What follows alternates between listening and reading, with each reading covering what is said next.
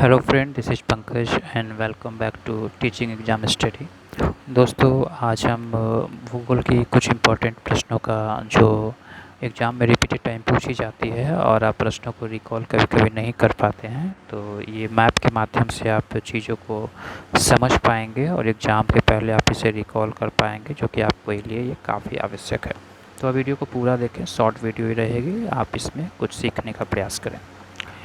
इसमें भारत का जो राजनीतिक क्षेत्र में जो है आप ये मैप देख पा रहे हैं, और ये अंडमान और निकोबार जो द्वीप समूह का जो सर्वोच्च शिखर कहा जाता है, यानी कि अंडमान, यहाँ पे आप देख पा रहे हैं भाई भारत की अवस्थिति है, और यहाँ पे अंडमान और निकोबार द्वीप समूह की अवस्थिति है, जो कि भारत का ही एक हिस्सा है।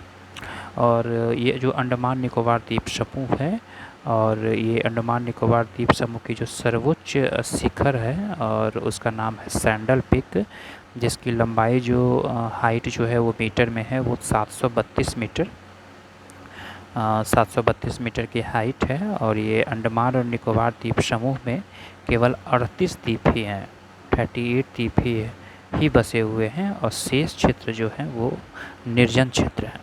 ठीक है, आगे हम कुछ इम्पोर्टेंट चीज़ और देखते हैं, जो कि एग्ज़ाम में प्रश्न आपको रिकॉल करने में सुविधा होगी।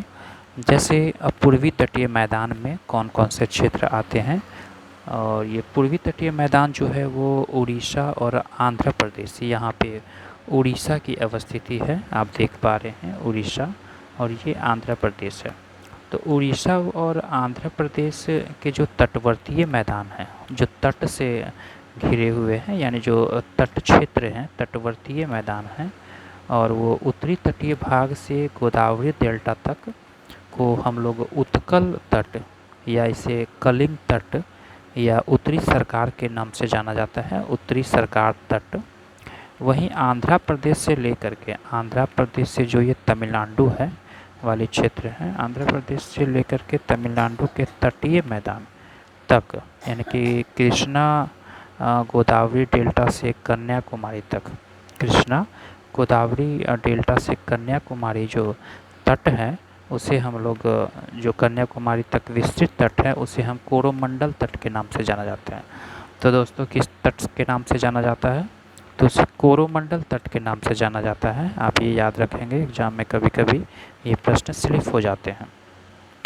आगे जो हम देखते हैं कि पश्चिमी जो तटीय मैदान होती है, जो कि कम चौड़ा है पूर्वी तटीय मैदान से, जिसमें जो ये गुजरात है, गुजरात से लेकर के जो गोवा तक का तटीय मैदान है, गुजरात से लेकर के ये गोवा तक का जो तटीय मैदान है, आप देख पा रहे हैं, गुजरात से लेकर के जो गोवा तक का तटीय मैदान है, इसे हम लोग कोकण तट कहते हैं।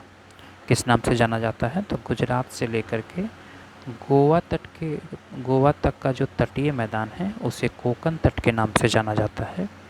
वहीं अगर हम गोवा राज्य लेते हैं, गोवा से लेकर के जो मैंगलोर से कन्याकुमारी, मैंगलोर से जो कन्याकुमारी, गोवा से मैंगलोर, यानी कि मैंगलोर कर्नाटक तट का जो क्षेत्र है, उसे हम लोग कन्नड़ तट कहते हैं।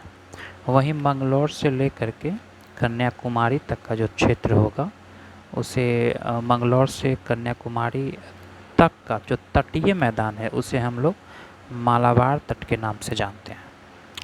आगे हम चलते हैं कर्क रेखा। आप देख पा रहे हैं ये कर्क रेखा है, और ये कर्क रेखा भारत के कौन कौन से राज्य से होकर गुजरते हैं, इसे भी हम लोग देखते हैं। आप देख पा रहे हैं, हम सीरीज से याद रखेंगे कि गुजरात के द्वारा गुजरात, उसके बाद कुछ क्षेत्र इसका राजस्थान का लगता है, मध्य प्रदेश, छत्तीसगढ़, झारखंड, पश्चिम बंगाल, त्रिपुरा और मिजोरम। एक बार पुनः देखते हैं, गुजरात, राजस्थान, मध्य प्रदेश, छत्तीसगढ़, झारखंड, पश्चिम बंगाल, त्रिपुरा और मिजोरम, यानी कि भारत को बीचों बीच काटती है कर्क रेखा।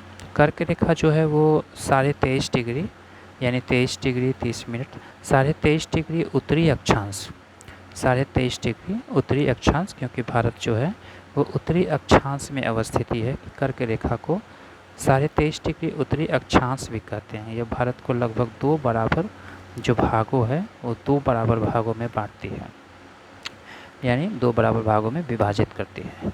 वहीं कर्क रेखा जो है वो भारत के 8 राज्य से, या पहले भी हम लोग डिस्कस किए, गुजरात, मध्य प्रदेश, गुजरात के बाद से राजस्थान, उसके बाद मध्य प्रदेश, उसके बाद छत्तीसगढ़, उसके बाद झारखंड, उसके बाद पश्चिम बंगाल, उसके बाद त्रिपुरा, उसके बाद मिजोरम से होकर गुजरती है। कुछ लोग मित्र पे गमछा झार करके इस प्रकार के कोड बना करके भी इसे याद करते हैं, ताकि चीज़ों को याद करने में उसे सुविधा होती है।